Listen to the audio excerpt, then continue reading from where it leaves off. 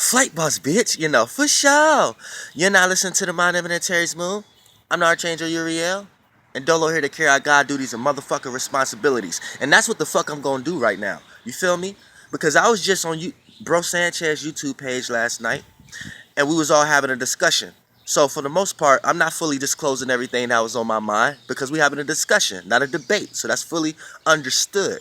But that's what brings me to this challenge right here, whether it's accepted or not, from Bro Sanchez specifically, or it could be from any flat earther. But this is specifically for Bro Sanchez, whether the challenge is accepted or not. Now, here's the debate.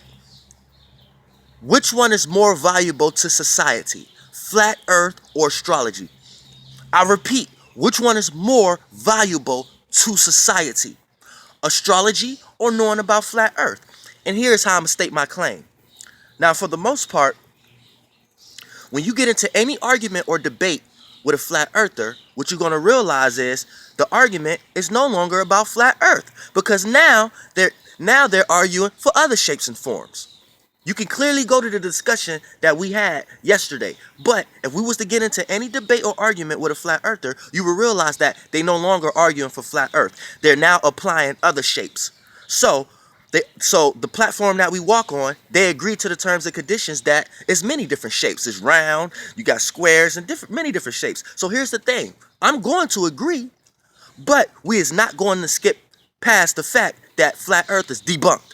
Because whatever claim that you're stating, you can no longer back and support it by flat earth, because you're now applying other shapes and forms. So now we get that out of here. It won't even be a reason for you to even state the name flat and earth together. Now, for the most part, let's get into astrology. Actually predates any type of flat earth terminology. Astrology predates any flat earth terminology. You see what I'm saying? Or any religious text, for that matter. So that'll be another thing I'm proving. Now, you want to get to the fact, and I hope you don't bring this, but I'm going to help you out ahead of time. So I'm going to go ahead and put this in this video right here, because this is supposed to be short. Don't bring in anything that got something to do with astronomy.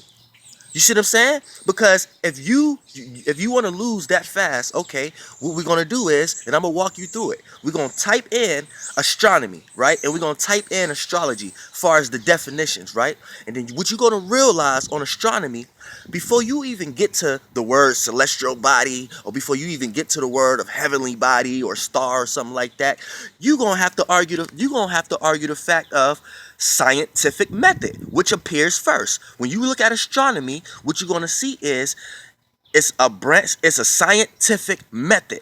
Now, we can go back to the first time a scientific method was presented in a science lab, right? So once we do our research and go see when the first scientific method was created, which is scientific method is nothing more but a tool used to observe an external object.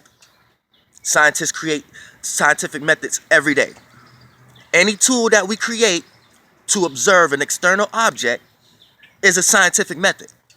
Now, ancients didn't have scientific methods, didn't have tools. And if they did have tools and scientific methods, we didn't call it that. So you're going to have to use your common sense to think that, okay, astronomy is an offspring to astrology.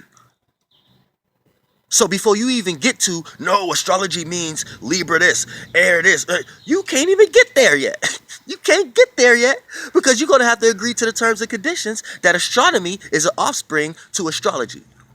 Now, last but not least, if you're going to attempt to debunk astrology, you can't even get to the actual energies of it, because you're going to have to show me an alternative route of how we tell time.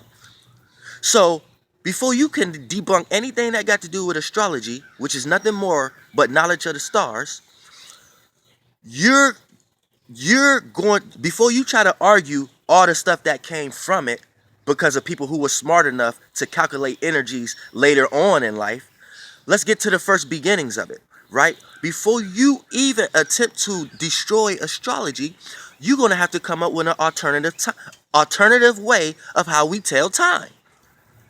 And how we come up with the day, you cannot incorporate day and night. Because the only way we know it's daytime is because the sun is up. The only way we know it's nighttime is because the sun is down. What is the sun? A star. What is astrology? Knowledge of the stars. So before you even consider debunking anything that got to do with astrology or attached to astrology, you're going to have to come up with an alternative way of how we even tell time.